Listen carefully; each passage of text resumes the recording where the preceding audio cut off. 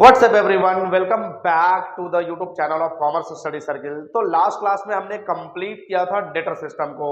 अब debtor system में हमने दो मेथड पढ़ा, कॉस्ट प्राइस मेथड और इनवॉइस प्राइस मेथड। आज मैं स्टार्ट करने वाला हूं फाइनल अकाउंट मेथड के साथ। अब फाइनल अकाउंट मेथड हमारा क्या है? सबसे पहले हमको इसको देखना है कि फाइनल अकाउंट मेथड में मुझे किस तरीके से ब्रांच अकाउंट का नेट प्रॉफिट और नेट लॉस फाइंड आउट करना है। तो चलो विदाउट वेस्टिंग एनी टाइम हम लोग स्टार्ट करते हैं फाइनल अकाउंट सिस्टम के साथ। आप मेरे साथ साथ हेडिंग डाल लो, फाइनल अकाउंट सिस्टम। अब देखो, फाइनल अकाउंट सिस्टम से मुझे किस तरीके से ब्रांच का नेट प्रॉफिट और नेट लॉस फाइंड आउट करना है, ये मैं आज बताने वाला हूं। पूरा का पूरा वीडियो में मैं आज बात करने वाला हूं फाइनल अकाउंट सिस्टम के बारे में। अब देखो, क्लास 11th में भी हमने फाइनल अकाउंट पढ़ा था, सोल प्रोप्राइटरशिप बिजनेस का। तो हमने पढ़ा था कि वहां पे trading account, profit and loss account और बैलेंस शीट बनाने होते हैं हमारे किसी भी बिजनेस के प्रॉफिट लॉस और फाइनेंशियल पोजीशन को जानने के लिए। सिमिलरली यहाँ पे भी फाइनल अकाउंट हमारा वही है। यहाँ पे भी मुझे branch trading account and branch profit and loss account बनाने हैं, और ब्रांच ट्रेडिंग एंड प्रॉफिट और लॉस अकाउंट बना करके मुझे निकालना है ब्रांच का नेट प्रॉफिट और नेट लॉस। अब देखो, ब्रांच ट्रेडिंग अकाउंट से क्या निकलेगा? आप क्लास 11 को याद करो, आपने पढ़ा था कि ट्रेडिंग अकाउंट से ग्रॉस प्रॉफिट या ग्रॉस लॉस का इंफॉर्मेशन मिलता है, और पीएनएल अकाउंट से नेट प्रॉफिट और नेट लॉस का इंफॉर्मेशन मिलता है। सिमिलरली ब्रांच ट्रेडिंग अकाउंट से मुझे ब्रांच के ग्रॉस प्रॉफिट और ग्रॉस लॉस का इंफॉर्मेशन मिलेगा, और branch profit and loss account से मुझे ब्रांच का नेट प्रॉफिट और नेट लॉस का इंफॉर्मेशन मिलेगा। तो चलो देखते हैं। सबसे पहले मुझे करना क्या है? मुझे सबसे पहले तो फॉर्मेट देखना होगा कि branch trading and profit and loss account का फॉर्मेट किस तरीके से बनाना है। चलो, ब्रांच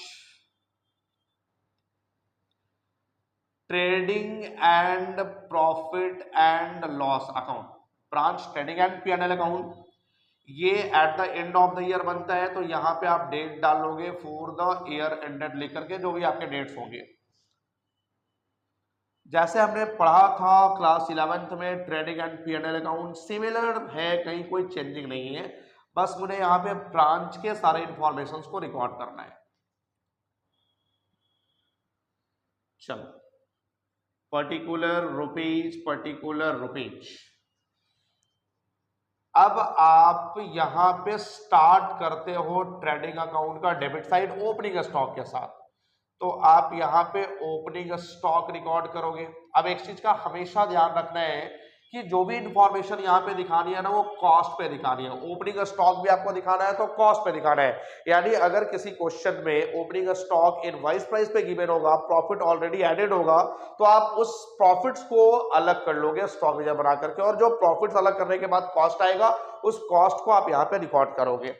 उसके बाद यहाँ पे परचेजेज नहीं आएगा, यहाँ पे आएगा goods send to branch.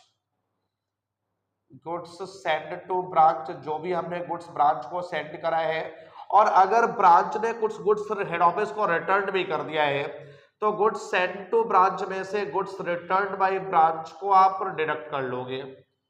Goods return by branch आप डिडक्ट करने के बाद जो अमाउंट आएगा, ये फाइनली आउटर कॉलम में जाएगा। लेकिन यहाँ पे भी फोकस करना है कि जो गुड्स सेंड टू ब्रांच है और गुड्स रिटर्न बाय ब्रांच है, ये दोनों कॉस्ट पे होने चाहिए, गुड्स सेंड टू ब्रांच भी और गुड्स रिटर्न बाय ब्रांच भी। अब यहाँ पे अगर ये इनवॉइस प्राइस पे होगा, तो आप उसमें से प्रॉफिट को अलग कर लोगे। प्रॉफिट अलग करना मैंने लास्ट वीडियो में बताया है, किस तरीके से आप प्रॉफिट्स को अलग करते हो। तो यहाँ पे आप इसको कॉस्ट पे लेके आओगे। उसके बाद जितने भी डायरेक्ट एक्सपेंडिचर हैं, जितने भी डायरेक्ट एक्सपेंडिचर है, वो सारे एक्सपेंडिचर यहाँ पे रिकॉर्ड होने वाले हैं। अब डायरेक्ट एक्सपेंडिचर में हमारा वेजेज आ जाता है, इसके बाद कैरेज इनवर्ड आ जाएगा, फ्रेट इनवर्ड आ जाएगा।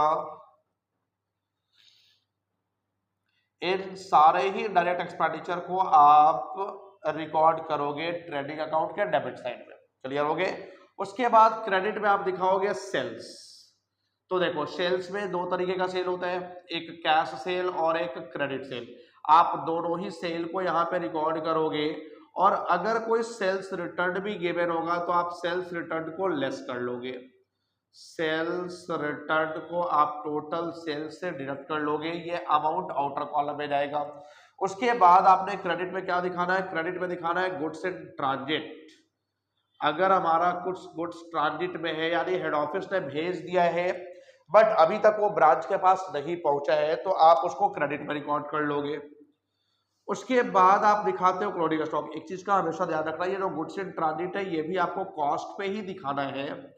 और उसके बाद आता है क्लोजिंग स्टॉक। तो जो क्लोजिंग स्टॉक होगा ये भी आपको ऑन कॉस्ट ही यहाँ पे रिकॉर्ड करना है। इनवॉइस प्राइस पे अगर होगा तो उसमें से प्रॉफिट को आप डिडक्ट कर लोगे। तो बस इतनी ही चीजें जाती है ट्रेडिंग अकाउंट के डेबिट में। ओपनिंग स्टॉक हमने दिखा दिया कॉस्ट प्राइस पे। गुड्स सेंट टू ब्रांच और गुड्स रिटर्न बाय ब्रांच, अगर गुड्स सेंट टू ब्रांच दिया हुआ है साथ साथ गुड्स रिटर्न बाय ब्रांच भी दिया हुआ है, तो गुड्स सेंट टू ब्रांच में से गुड्स रिटर्न बाय ब्रांच को आप डिडक्ट कर लोगे। और ये दोनों हमेशा कॉस्ट पे होना चाहिए। डिडक्ट करने के बाद ये सीधा बाहर जाएगा। अगर goods return by branch question में नहीं है तो आप सीधा सीधा गुड्स सेंट टू ब्रांच को बाहर भेजोगे, लेकिन वो भी कॉस्ट पे होना चाहिए। उसके बाद जितने भी डायरेक्ट एक्सपेंडिचर हमारे हैं, wages, carriage inward, freight inward, ये सारे डायरेक्ट एक्सपेंडिचर हमारे कहाँ जाएंगे? Debit side of trading account. Credit में क्या रिकॉर्ड करना है? क्रेडिट में सर रिकॉर्ड करना है सेल्स। तो सेल्स कितने तरह की होती है? दो तरह की, एक कैश सेल, एक क्रेडिट सेल। और अगर सेल्स रिटर्न भी आपके क्वेश्चन में गिवन है तो कैश सेल क्रेडिट सेल के सम टोटल में से आप सेल्स रिटर्न को डिडक्ट कर लोगे, जो आएगा वो अमाउंट आउटर कॉलम में चला जाएगा। उसके बाद गुड्स इन ट्रांजिट, हमने आपको बताया था गुड्स इन ट्रांजिट क्या होता है कि हेड ऑफिस ने 31 मार्च के पहले गुड्स फॉरवर्ड कर दिया है ब्रांच को, बट ब्रांच ने अभी तक रिसिप्ट नहीं किया। कब तक? 31 मार्च तक ब्रांच ने रिसिप्ट नहीं किया, वो गुड्स इन ट्रांजिट हो जाता है। एज अ क्लोजिंग बैलेंस हम लोग उसको क्रेडिट में रिकॉर्ड कर देंगे। लेकिन जो गुड्स इन ट्रांजिट है ये भी आपको कॉस्ट प्राइस पे रिकॉर्ड करना है। उसके बाद हमारा क्लोजिंग स्टॉक आता है, तो क्लोजिंग स्टॉक भी हमने कौन सा प्राइस पे दिखाना है? ये भी हमने कॉस्ट प्राइस पे दिखाना है। उसके बाद यहाँ पे हमारा ट्रेडिंग कंप्लीट हो जाता है। अब देखो ट्रेडिंग जब बनाओगे तो हमने क्या बताया, यहाँ से या तो ग्रॉस प्रॉफिट निकल के आएगा या फिर ग्रॉस लॉस निकल के आएगा। अब सपोज कि क्रेडिट का सम टोटल ज्यादा है as compare to sum total of debit amount, तो डेबिट में जो अमाउंट सॉर्ट करेगा ये हमारा क्या हो जाएगा? ये हो जाएगा ग्रॉस प्रॉफिट बीडी। ये ग्रॉस प्रॉफिट बीडी निकल गया जी, सॉरी ग्रॉस प्रॉफिट सीडी। अब ये जो सीडी आया, इस सीडी को आप क्रेडिट में फॉरवर्ड करोगे तो बाई ग्रॉस प्रॉफिट बीडी, ये यहाँ पे ग्रॉस प्रॉफिट बीडी आ जाएगा। तो इस तरह से मुझे ग्रॉस प्रॉफिट निकालना है। अगर क्रेडिट का टोटल अमाउंट ज्यादा हुआ है एज कॉम्पेयर टू डेबिट, तो डेबिट में जो बैलेंस आएगा वो ग्रॉस प्रॉफिट हो जाएगा। स्ट्रेट फॉरवर्ड ये P&L अकाउंट के क्रेडिट में ट्रांसफर हो जाएगा। अब अगर कभी कभी ऐसा भी होता है कि डेबिट का सम टोटल ज्यादा हुआ तो बैलेंस कहाँ आएगा? बैलेंस आएगा क्रेडिट में। और क्रेडिट में जो बैलेंस आएगा ये क्या कहलाएगा? ये ग्रॉस लॉस सीडी हो जाएगा। और इस ग्रॉस लॉस सीडी को आप स्ट्रेट फॉरवर्ड कहाँ ट्रांसफर करोगे? स्ट्रेट फॉरवर्ड ये डेबिट में आ जाएगा। क्या लिख के आएगा? ग्रॉस लॉस बीडी, ये यहाँ पे आ गया। उसके बाद जितने भी इनडायरेक्ट एक्सपेंडिचर है उन सारे इनडायरेक्ट एक्सपेंडिचर को कहाँ रिकॉर्ड करना है? Debit side of profit and loss account. देखो यहां से ऊपर ये हमारा ट्रेडिंग था, यहां से नीचे ये हमारा प्रॉफिट एंड लॉस अकाउंट आ गया। तो जितने भी इनडायरेक्ट एक्सपेंडिचर है और जितने भी लॉसेस है वो सब के सब यही आने वाले हैं। इनडायरेक्ट एक्सपेंडिचर में हमारे पास क्या क्या है? सैलरीज है, रेंट है, इंश्योरेंस हो गया, एडवर्टीजमेंट हो गया, इलेक्ट्रिसिटी बिल हो गया, ये सब के सब इनडायरेक्ट एक्सपेंडिचर है।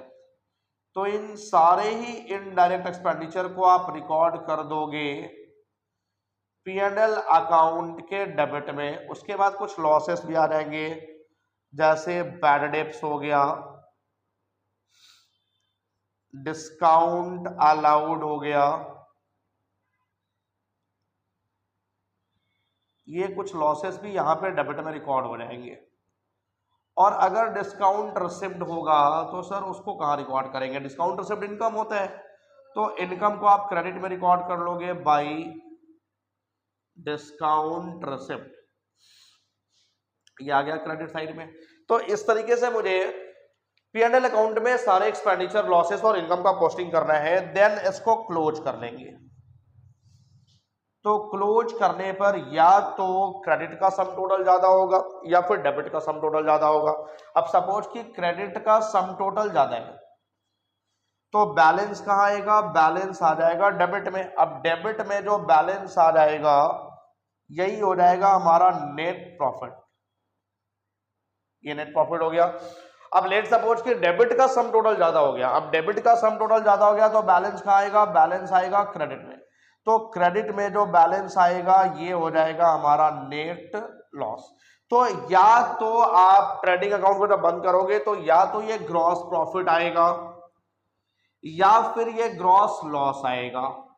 सिमिलरली जब आप प्रॉफिट एंड लॉस अकाउंट को बंद करोगे तो या तो ये नेट प्रॉफिट आएगा या फिर ये नेट लॉस आएगा। तो इस तरीके से आपको बनाना है branch trading and profit and loss account. तो फाइनल अकाउंट मेथड बहुत इजी है, आप क्लास 11th को याद करो, सेम आपको trading account profit and loss account जो आपने क्लास 11th में बनाया था वही trading and profit and loss account यहां पे बनाना है।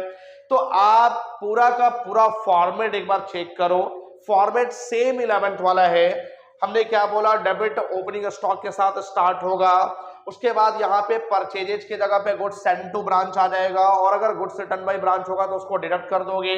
दोनों कॉस्ट पे होना चाहिए, जितने भी डायरेक्ट एक्सपेंडिचर है ये सबके सब डेबिट में आ जाएंगे।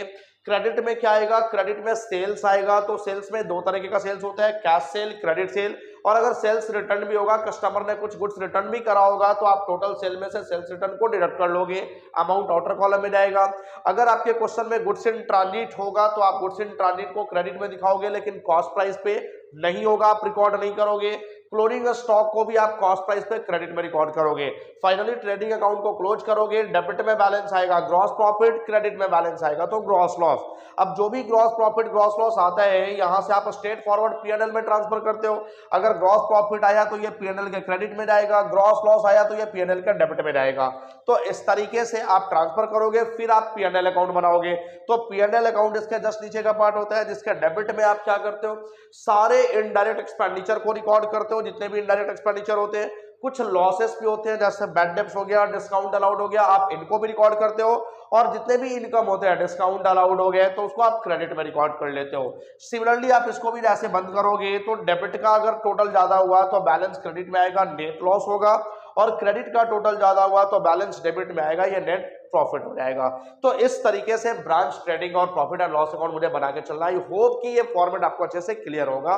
अब कल के वीडियो में मैं इसका एक एडवांस क्वेश्चन कराऊंगा और उसके साथ ही हमारा फाइनल अकाउंट सिस्टम कंप्लीट हो जाएगा और आप फाइनल अकाउंट सिस्टम का क्वेश्चन इजीली सॉल्व कर पाओगे। तब तक आप इसका नोट्स बनाओ, हम लोग मिलते हैं कल के वीडियो में कुछ एडवांस क्वेश्चन के साथ फाइनल अकाउंट का। तब तक के लिए वीडियो को लाइक और शेयर जरूर कर देना।